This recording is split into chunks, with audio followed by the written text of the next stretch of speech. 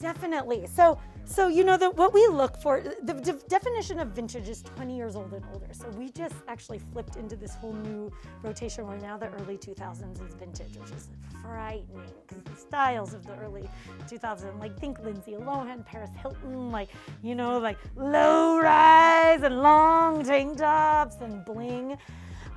But where we've been inspired by the 70s and the 90s, it's kind of switched into the 60s, the 80s, and the 2000s, which is crazy. So the way that we think is for vintage sourcing is going to change because it was around the 2000s that so much production really started getting outsourced to China, Vietnam. And before that, it was made in the US, and there was definitely things made in Hong Kong, Taiwan is like an early, outsourcing, and then it just all went to being outsourced and just being made in a completely different fashion. And so I think the vintage world is changing, but the reason why we like to look back to those times when it's made in the US and the early times is things were just made better.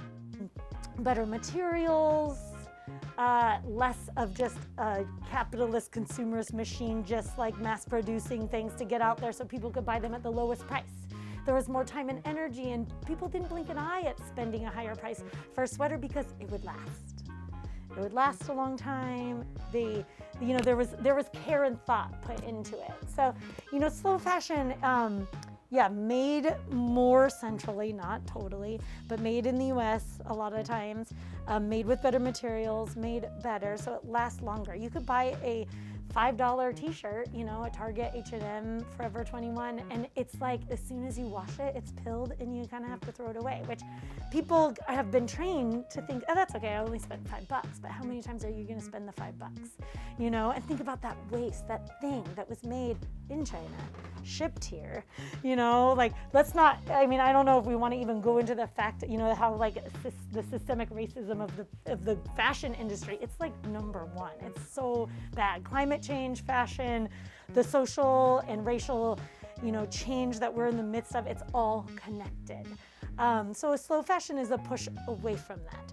Whether you are buying secondhand, which was made to last, and when you think about cost per wear, there's so much, someone else, maybe multiple people have had a lifetime of enjoyment of this garment, and now you are entering your lifetime. And we employ a seamstress who we keep very busy because a lot of times things are taken to the thrift store or, from estate sales because they're missing a button or they've been torn, or a lot of times things are so old, the thread is just rotted.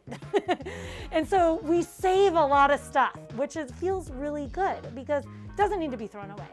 It can, we can easily repair that and put it out there. We also save things by destroying things a little bit. And I might have talked about this before.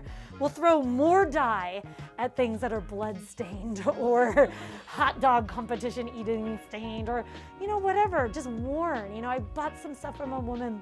She would cook meals for her family every day in these beautiful outfits, and that's how it should be, but there was grease, there was all sorts of stains. So we just, we use bleach, we use dye to either stain it more and make it more intentional. We remove parts, we crop. A good thing that cropped top is so popular because got some stains, just cut it off. But also slow fashion is buying from smaller companies in the US, where they're based in the US, they're produced in the US, they're starting to, again, invest money into the skilled labor force behind the factories. Factories were good jobs in most inner cities, in 20, 40, 60 plus years ago. So kind of returning to that. And of course, with that comes a higher price. But you have to think about what I'd like to talk to people about is cost per wear. That $5 shirt, one wear. This $100 shirt made right here in Missoula, how many times are you gonna wear it? Years, So if we wanna break it down, if we can think about it like that, I think we can kind of wrap our brains around getting away from that, I wanna buy the cheapest thing possible mentality that has really been ingrained in my generation and my parents. But my children, who are millennials and younger, they're different. They think differently about it. My youngest daughter was buying some pants online, and she was like, I can't find more about this company. Like, she wanted to know more about their ethics as a company before she bought the pants. And that just made me so happy. And I see that with, lots of customers in here. And we'd like to have that conversation when people are like, whoa, a $20 mask, what? And I'm like, okay, sure. You can go down to the gas station down the street and you can buy a disposable one. It's probably made in China. We're the people making them in safe conditions. Hard to say. But this $20 mask is made here in Missoula from recycled vintage fabrics that me and the maker scour for. And it's providing her with work, and it's providing this business with an income. Like, you like this business? How do you think we pay our employees? It's by selling a $20 mask. So, but it's, we want to do it in a way where we're not shaming. It's education, it's learning.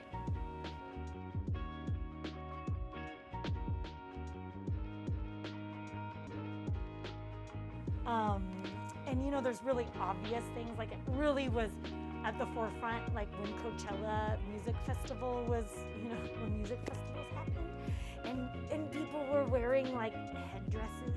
Like, there's very obvious, white people were wearing headdresses to go to a music festival.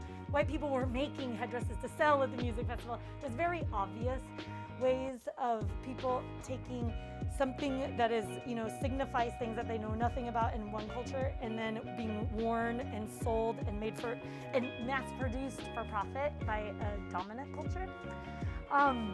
And in the vintage world, we just love textiles and colors, and a lot of those come from Mexico, come from India, come from other places, and we're just constantly learning and discussing and trying to figure out what our role is. Like, we want to save this thing. We don't want to just tell everyone to dress from the Gap because it's safe. Like, we want to appreciate and honor things, and a lot of that has to do with education. So in here, like, we're constantly like learning about bolo ties and how you think, oh, those are Western. No, they're Navajo. They started with Native Americans.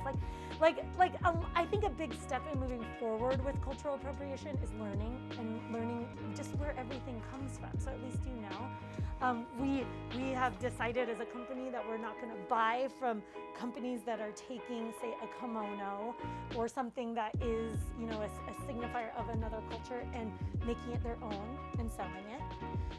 But we're trying to figure out where we land with vintage. Like, this was bought by someone who vacationed, in Hawaii or Japan or Mexico.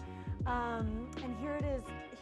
Like, how do we go forward and sell it? We're making a profit from it, and feel good about it. So, it's really hard. It's hard to find stuff online to learn.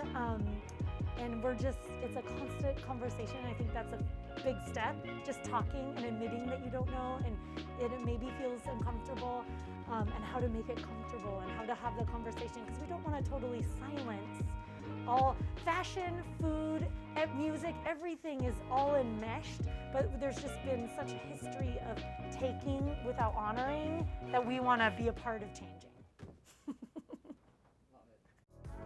We could be friends if you wanna. We could just talk if you wanna. We could hold hands if you wanna. Hey, tell me what you wanna do. We could just laugh if you wanna. Late nights under stars if you wanna. We could just kiss if you wanna. Hey, tell me what you wanna do.